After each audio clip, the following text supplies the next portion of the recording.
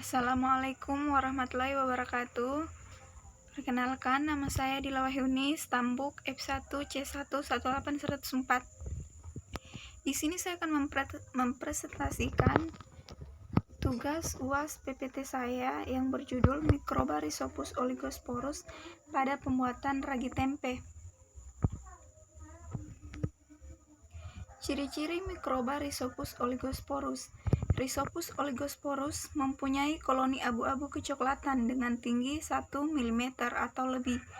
Sporangiospor tunggal atau dalam kelompok dengan dinding halus, agak sedikit kasar, dengan panjang lebih dari 1000 mikrometer dan diameter 10-18 mikrometer.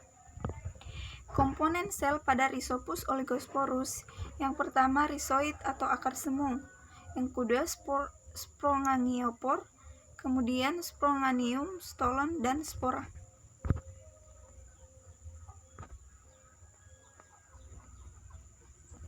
Morfologi pada Rhizopus oligosporus. Rhizopus oligosporus merupakan kapang dari filum Zygomicota yang banyak menghasilkan enzim protease. Rhizopus oligosporus banyak ditemui di tanah, buah, dan sayuran yang membusuk, serta roti yang sudah lama dan juga terdapat dalam nasi. Rhizopus mempunyai koloni yang berwarna keputihan menjadi abu-abu kecoklatan hingga coklat kekuningan. Rizoid dari jamur ini berwarna coklat, bercabang dan berlawanan arah dengan sporangiospor. Bisa muncul langsung dari stolon tanpa adanya rizoid. Sporangiospor bisa satu atau berkelompok, kadang-kadang menyerupai garpu, dinding berduri, warna coklat gelap hingga berwarna coklat kehitaman dengan diameter 50-200 mikrometer. Golongan Rhizopus oligosporus. Jamur Rhizopus oligosporus merupakan jenis jamur anaerob fakultatif.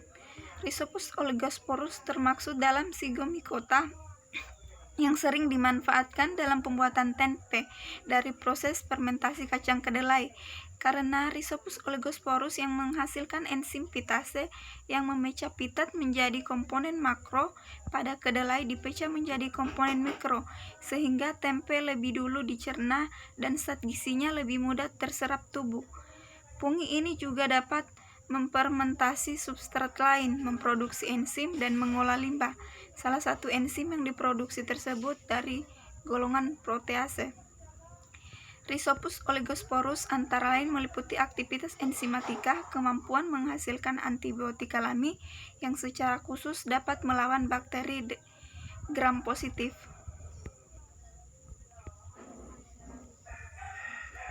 Perkembangbiakan Rhizopus oligosporus. Rhizopus oligosporus dapat tumbuh optimum pada suhu 30-35 derajat Celcius dengan suhu minimum 12 derajat Celcius dan suhu maksimum 42 derajat Celcius. Spesies Rhizopus tumbuh sebagai hifa berbentuk filamen dan bercabang yang umumnya tidak memiliki dinding silang, yaitu koenositik. Mereka berkembang biak dengan membentuk spora aseksual dan seksual. Dalam reproduksi aseksual, sporangiospora diproduksi di dalam struktur berbentuk bola, yaitu sporangium.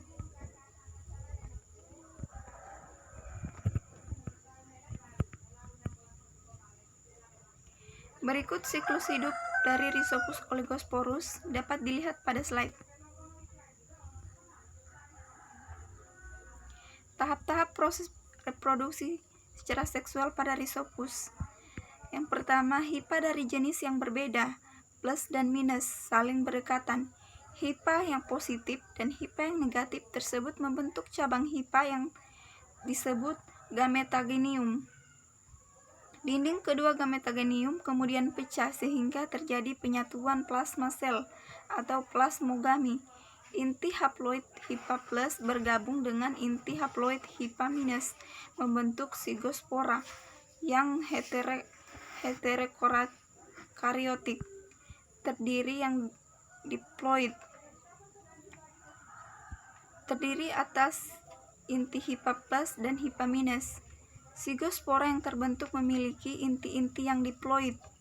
Inti-inti diploid membelah secara meiosis, menghasilkan inti-inti haploid. Selanjutnya, sigospora mengalami dormansi atau fase istirahat. Sigospora mengalami penebalan dinding sel sehingga dapat bertahan pada kondisi kering selama berbulan-bulan. Jika kondisi lingkungan menguntungkan, sigospora akan tumbuh dan membentuk sporangium. Inti-inti haploid di dalam sporangium membelah secara mitosis membentuk inti-inti spora. Jika sporangium masak, dindingnya akan robek sehingga spora tersebar. Spora yang jatuh di tempat yang sesuai berkembang menjadi hifa. Hifa berkembang menjadi jamur baru. Habitat Rhizopus oligosporus.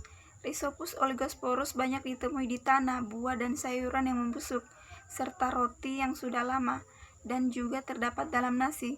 Salah satu enzim yang disebut tersebut adalah dari golongan protease. Metabolisme mikroba Rhizopus oligosporus. Fungi ini juga dapat memfermentasi substrat lain, memproduksi enzim, dan mengolah limbah. Salah satu enzim yang diproduksi tersebut adalah dari golongan protease pada suhu kamar. Rhizopus oligosporus, spesies fungi ini terdapat pada tempe dan diketahui berasal dari negara Jepang, Cina, Indonesia. Penguraian kimia secara anaerob membentuk spora. Faktor-faktor yang mempengaruhi pembuatan tempe. Pengaruh pH pada proses pengasaman kedelai. Nilai pH yang cocok selama perendaman kedelai sekitar 4,5 sampai 5,0. Angka ini merupakan nilai pH yang tidak menguntungkan bagi hampir semua bakteri penyebab penyakit dan bakteri pembusuk. Pengaruh inkubasi. Inkubasi dikerjakan pada suatu tempat yang mencapai suhu sekitar 400 derajat Celcius dengan kelembaban sekitar 90%. Cara inkubasi yang tepat akan menjamin fermentasi dalam waktu yang tepat, kurang dari 26 jam. Pengaruh suhu.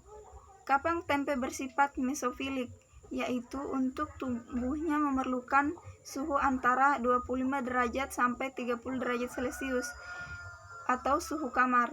Oleh sebab itu, suhu ruangan tempat pemeraman perlu diperhatikan dengan memberikan ventilasi cukup baik. Jenis ragi. Untuk mendapatkan tempe yang baik, maka laju tempe harus dalam keadaan aktif. Artinya, kapang tempe mampu tumbuh dengan baik menggunakan laru yang masih baru akan berpeluang. Metode isolasi pada Rhizopus oligosporus, yaitu tempe, unsur daun waru, ragi tempe, diinokulasi pada suhu 30 derajat Celcius dalam waktu 24 jam. Kemudian lakukan pemurnian 4 kali atau inokulasi pada derajat 30 derajat Celcius dengan waktu 24 jam. Kemudian pengamatan secara mikroskop. Kemudian Rhizopus oligosporus. Setelah itu penyimpanan pada PDA miring. Baik, itulah tadi presentasi dari saya tentang materi mikroba Rhizopus oligosporus pada pembuatan ragi tempe. Adapun lebih dan kurangnya mohon dimaafkan. Saya Iri. Assalamualaikum warahmatullahi wabarakatuh.